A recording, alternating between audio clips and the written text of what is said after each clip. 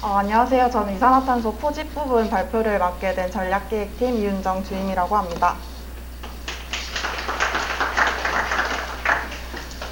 포집 기술은 대표적으로 세 가지가 있는데 첫 번째가 습식 포집 기술, 그리고 건식 포집 기술, 세 번째가 기체 분리막을 이용한 CO2 포집 기술이 있습니다. 본격적인 발표에 앞서서 작년 12월에 정경련에서 발표한 자료를 한번 살펴보시면 한국 산업은 제조업의 비중이 28.4%이고 탄소 다배출을 하는 철강, 화학, 정유, 시멘트 등의 비중도 8.4%에 달합니다. 이는 주요국 G5 평균의 2배에 달하고 있는데요. 이렇게 제조업 비중이 높고 탄소 배출량이 많은 한국 사회가 2050 탄소 중립을 실현시키기 위한 방법을 한번 생각을 해보면 기존의 화석연료를 대체하는 태양력, 풍력 등과 같은 대체 에너지를 사용을 하거나 아니면 기존 산업 공정에서 발생하고 있는 탄소를 포집하고 이용 그리고 저장하는 CCU 기술을 사용하는 것이 필수가 될 것입니다.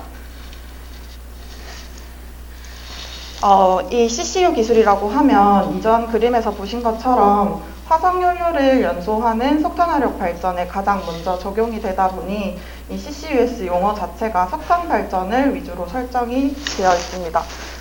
강의 전달을 위해서 마스크를 제가 좀 벗을게요.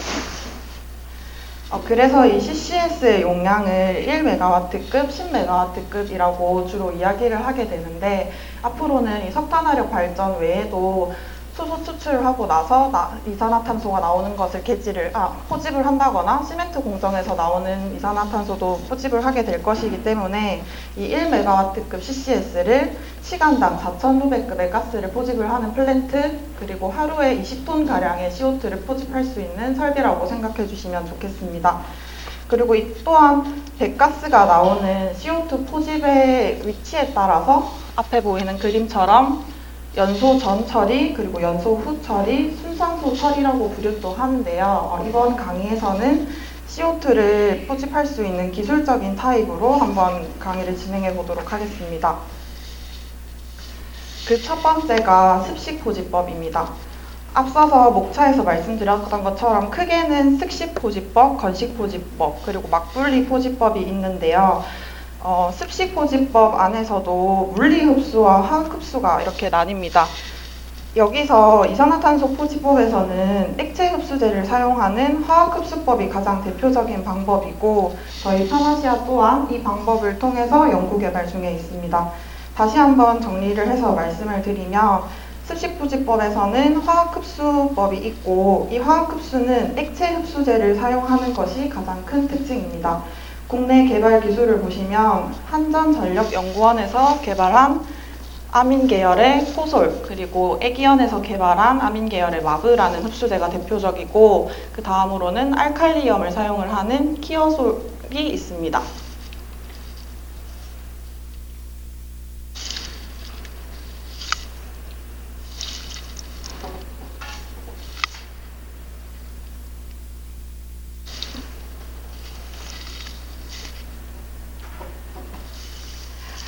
이렇게 앞에서 습식포집법에서도 화학흡수법을 사용을 한다고 했는데 그러면 왜 물리흡수법 말고 화학흡수법을 사용을 하고 연구 중에 있는지 궁금해 하실 수도 있는데 이 해답은 이미 연구 자료를 통해서 나와 있습니다. 이 장표에 있는 그림을 보시면 어떤 상황에 어떤 포집법을 사용을 해야 되는지 나와 있는데 이 Y축의 위쪽 부분을 보시면 Y축의 위쪽 부분은 압력이 높은 고압의 상태이고 X축의 오른쪽 부분은 이산화탄소의 농도가 높은 고농도의 상태입니다. 그래서 맨 위에 초록 색깔 진초록 부분을 보시면 피지컬 솔벤츠인 물리흡수법을 사용을 하는 게 적당하다고 얘기가 되어 있고 반면에 저압인 상태, 상압인 상태와 이산화탄소의 농도가 낮은 저농도일 때는 이 아민 계열의 흡수제를 사용하는 화학흡수법이 적합합니다. 이 아민 계열을 사용을 해야 되는 부분이 시멘트 공정, 그리고 제철 공정, 저희가 가장 많이 CCS를 초기에 도입하고자 했던 석탄 화력 발전이 여기에 있기 때문에 화학흡수법을 가장 먼저 도입을 하려고 하고 있습니다. 간단하게 이제 화학흡수법에 대한 원리를 동영상을 통해서 살펴보시겠습니다.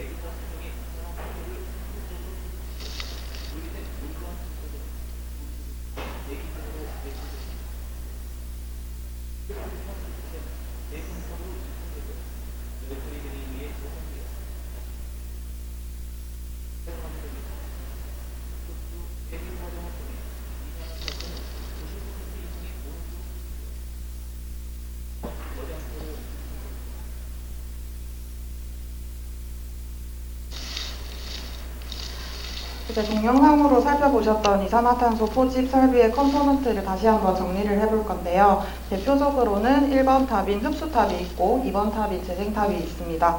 이제 산업공정에서 최종적으로 나온 이 배가스가 1번 탑인 흡수탑으로 들어가게 되면 이 흡수탑의 상단에서 액체 흡수제를 뿌려주게 됩니다. 이 흡수제는 이산화탄소만을 선택적으로 포집을 해서 결합을 한 상태로 재생탑인 2번 탑으로 이동하게 됩니다. 그러면 이 이산화탄소와 흡수제가 결합되어 있기 때문에 이걸 분리해주기 위해서 열원인 리보일러에서 열을 가해주면 이 재생탑에서 고온의 스팀을 뿌려주게 되고 이 열에 의해서 이산화탄소와 합쳐져 있는 흡수제가 다시 분리되게 되고 흡수제는 이제 1번 탑인 흡수탑으로 다시 이동을 해서 재사용이 되게 됩니다. 여기서 이제 2번 탑에 남아있는 이산화탄소는 고온의 스팀을 맞았기 때문에 콘덴서라는 이제 설비로 이동을 해서 남아있는 스팀을 제거해주고 압축 과정을 거쳐서 이제 저장소로 최종적으로 이동하게 됩니다. 습식 공정에서 가장 중요한 게 이제 액체 흡수제가 되는데 이 부분은 약간 화학적인 내용이 있어서 어려우실 수도 있지만 간단하게 설명을 한번 드려보겠습니다. 이산화탄소는 산성을 띠기 때문에 이산화탄소를 포집하기 위해서는 센 염기성을 가진 아민 계열의 흡수제가 필요합니다.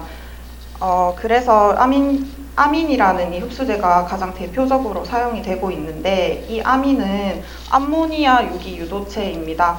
그래서 이 표에서 첫 번째 줄을 보시면 질소 원자에 연결된 치환기의 숫자에 따라서 첫 번째 줄은 1차 아민, 그리고 여기 질소 원자를 기준으로 치환기가 2개가 연결되어 있기 때문에 2차 아민이라고 불리고, 여기 세 번째 줄에서 질소 원자를 기준으로 치환기가 3개가 달려 있는 경우가 3차 아민이라고 불립니다. 이 아민 흡수제 개발 방향을 한번 살펴보면 1차, 2차, 3차 아민이 각각의 특성을 가지고 있습니다. 이 1차 아민의 특성을 먼저 살펴보면 아민의 반응 속도가 빠르고 하지만 대신에 반응 에너지도 큰 편입니다. 대신에 이 3차 아민은 반응 속도는 느리지만 반응 에너지가 작고 이제 이산화탄소를 1차 아민에 비해서 좀 더 많이 머금을 수 있습니다. 이 흡수제의 기본적인 존재 이유는 이산화탄소를 더 많이 포집하는 데 있기 때문에 요즘에는 이 3차 아민을 기본 베이스로 해서 1차 아민과 2차 아민을 섞어서 블렌드하는 흡수제가 많이 개발되고 있습니다. 이렇게 블렌드를 해주면 1차 아민의 장점인 반응 속도가 빠르다는 점과 3차 아민의 장점인 이산화탄소를 더 많이 포집할 수 있는 모든 장점을 합친 흡수제를 만들어갈 수 있는 것입니다. 현재 흡수제의 개발 현황을 알려드리겠습니다.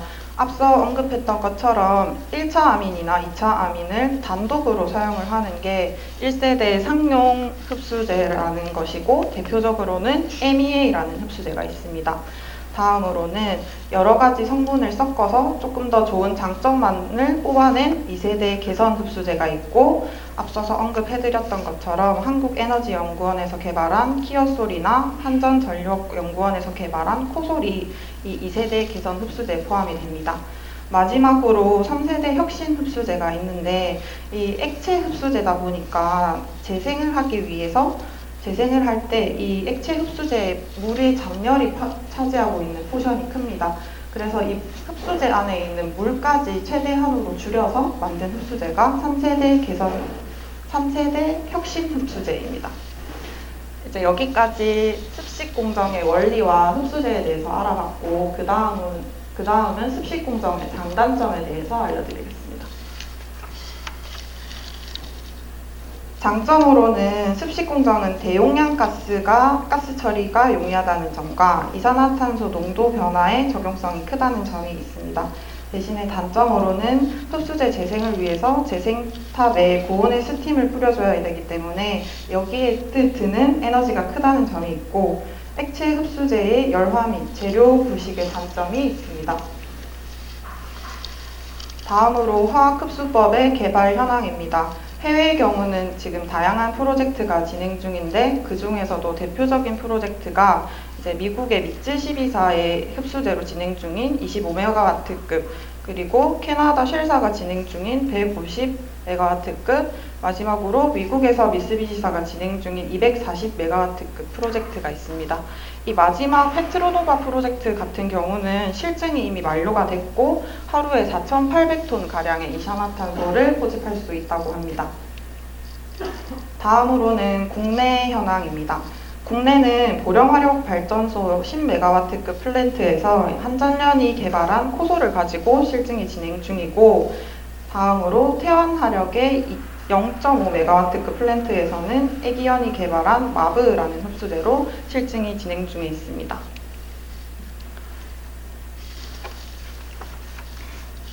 해외와 국내에서 진행 중인 이 실증 사업을 한번 비교를 해보면, 해외 같은 경우는 스케일업 단계별 기술 검증이 대형 실증 단계까지 올라와 있습니다. 그 대신에 이제 흡수제의 재생열 같은 경우는 2.4에서 2.8 기가줄 퍼 톤의 수준에서 경쟁이 되고 있고, 반면에 국내는 해외만큼의 대형 실증 단계까지는 아니지만 재생열이 해외보다 낮은 2.0에서 2.4 기가줄 퍼 톤 수준에서 경쟁 중입니다. 이를 보시면 흡수제의 성능은 국내 기술이 조금 더 앞서가고 있다고 보실 수 있습니다.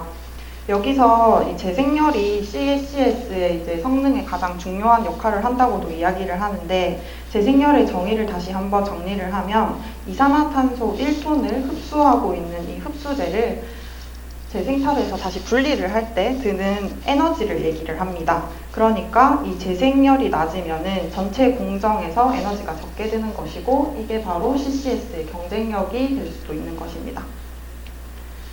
다음은 이산화탄소 포집 비용의 전망인데, 과거에는 톤당 그래프를 보시면 맨 왼쪽에 톤당 80불이 넘는 포집 비용이 들었습니다. 그렇지만 이제 현재 진행되고 있는 가장 큰 프로젝트 중 하나인 페트로노바 프로젝트를 가지고 상정을 했을 때는 톤당 65불 정도의 비용이 든다고 합니다. 그래서 이 습식 포집법의 개발 동향을 살펴보면 톤당 65불로 설정이 되어 있는 이 포집 비용을 낮출 수 있는 기술 개발이 가장 중요한 기술적 이슈가 되고, 그리고 그 중에서도 카펙스 저감을 중심으로 진행될 예정입니다. 그리고 석탄화력 발전과 같은 발전 섹터뿐만 아니라 이제 이산화탄소 수소 개질을 할 때 나오는 CO2를 포집을 한다던가 이제 다양한 산업 섹터의 CCS 기술 적용을 위한 연구도 지속되고 있습니다. 다음으로 두 번째, 건식 CO2 포집 기술입니다. 건식 포집 기술은 화석 용료를 사용을 하는 발전소나 소강로 등의 에너지 전환 시스템에서 배출되는 연소 배연가스 중에서 이산화탄소를 고체 입자를 이용해서 선택적으로 포집하는 기술입니다. 앞서 얘기했던 습식 포집법에서는 액체 흡수제로 이산화탄소를 포집을 한다면, 이 건식 포집법에서는 고체 입자로 된 흡수제를 가지고 이산화탄소를 포집한다고 생각해 주시면 되겠습니다. 공정 형태를 한번 살펴보시면 온도 차이를 이용을 하는 유동층 공정과 TSA 고정층 공정이 있고, 압력 차이를 이용을 하는 PSA 고정층 공정으로 나누어집니다. 이 건식 공정에서는 주로 첫 번째에 있는 유동층 공정이 제일 흔히 사용되고 있는데, 이 유동층 공정을 간단하게 설명을 드리면, 고체 흡수대가 유동적으로 순환을 하면서 움직이기 때문에 연속적인 운전이 가능한 형태라고 생각하시면 됩니다. 그래서 이 유동층 공정의 장점으로는 연속 운전이 가능하고 흡수제의 회수나 재활용이 가능합니다. 그리고 이 그래프에서 보실 수 있는 것처럼 높은 열 교환 효율을 가지고 있습니다. 대신에 단점으로는 높은 흡수제 물리적 특성을 요구한다는 점, 운전이 어렵다는 점이 있습니다. 그리고 이제 마지막으로 고정층 공정은 운전은 비교적 쉽지만 그래프에서 보실 수 있는 것처럼 낮은 열 교환 효율을 가지고 연속 운전이 어렵다는 점이 있습니다. 다음으로 건식 공정의 장단점입니다. 습식 공정에 비해서 설비 구성과 운전이 비교적 간단해서 소규모 산업 설비에 유리합니다. 그리고 액체 흡수제를 사용을 하지 않기 때문에 낮은 부식성과 공정 폐수를 배출을 하지 않는 것이 가장 큰 장점입니다. 그리고 에너지 효율도 좋은 편이라고 하고, 반면에 단점으로는 대용량 가스 처리가 힘들고 고체 흡수제를 사용을 하는 한계 때문에 습식 흡수제보다는 화학 반응 속도가 상대적으로 낮고 습식 포집법보다 훨씬 고비용이 드는 단점이 있습니다. 마지막으로 국내 연구 현황을 살펴보면 한전전력연구원이 건식 흡수제를 개발을 하고 한국애기연에서 공정 개발을 추진을 했습니다. 여기 화살표에 보이시는 것처럼 2000년대 초반에는 소규모 스케일로 실증 사업을 시작을 해서 현재는 산업통상자원부 지원으로 화동화력본부 8호기에 10MW급 건식 플랜트를 설치를 해서 지난해 11월 실증 사업까지 완료한 상태입니다. 건식 공정도 마찬가지로 이제 기술 개발에 대한 과제는 좀 더 나은 고체 흡수제의 개발에 집중이 되어 있습니다. 세 번째 방법인 고분자 기체 분리막을 이용한 이산화탄소 포집법을 설명해 드리겠습니다. 기체 분리막 기술은 연소가스로부터 이산화탄소를 선택적으로 투과시키는 분리막을 이용을 해서 이산화탄소를 포집하는 기술입니다. 이 기체 분리막의 원리를 간단하게 말씀드리면, 기체 분리막에서 배기가스를 통과시켜서 이 기체 성분의 크기와 투과 속도의 차이에 의해 빠르게 통과되는 성분을 농축하는 겁니다. 이 장표의 맨 마지막 빨간 색깔 부분을 보시면 기체의 상대적인 투과 속도가 빠른 수소나 헬륨, 이산화탄소가 빠른 친구들이 있고, 느린 친구들이 질소와 일산화탄소 같은 친구들이 있습니다. 근데 이 산업공정에서 마지막으로 나오는 배가스의 주 성분이 질소와 이산화탄소 그리고 스팀으로 되어 있습니다. 그러니까 이 질소는 느리고 이산화탄소는 상대적으로 빠르기 때문에 분리막을 통과를 하면서 이산화탄소만 선택적으로 포집을 할 수 있게 되는 겁니다.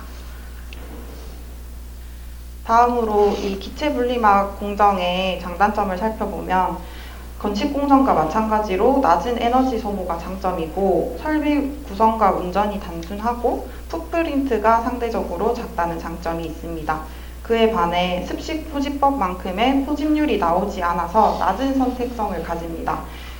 습식 같은 경우는 99.9%까지 포집이 가능이 하지만 이 기체 분리막을 사용을 하면 최대 95% 정도라고 하고요. 그리고 이 기체 분리막 모듈 복합체 자체가 고가의 시설이다 보니 대용량화가 어렵다는 점이 있고, 분리막의 열화로 내구성이 취약하다는 단점이 존재합니다.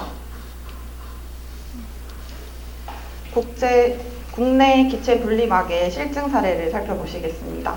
국내 기업인 에어레인에서 이 기체 분리막을 개발을 했는데, 이 기체 분리막을 가지고 한라시멘트에서 실증 사업을 진행을 하고 있고, 롯데케미칼 요수 공장에서도 이제 기존에 진행하고 있던 파일럿 플랜트 스케일에서 올해부터는 시간당 10만 루베급으로 격상을 시켜서 진행할 예정이라고 합니다.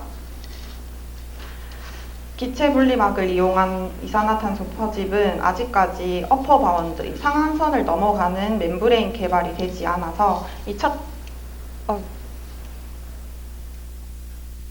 기체 분리막을 이용한 이산화탄소 포집은 아직까지 어퍼 바운드를 넘어가는 멤브레인 개발이 되지 않아서 차트에 보이는 이 선을 넘어가는 멤브레인 개발을 위해서 연구가 계속 지속되고 있습니다.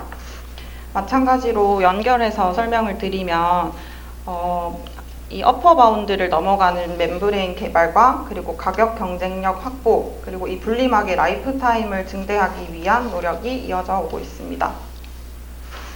여기까지 이산화탄소 포집을 위한 대표적인 세 가지 방법인 습식 공정과 건식 공정, 그리고 기체 분리막을 이용하는 이산화탄소 포집 공정을 알아봤는데 파나시아의 새로운 pan-CCU 기술 전반에 대한 배경 지식으로 많은 도움이 되셨으면 좋겠고, 여기까지 마무리하겠습니다. 감사합니다.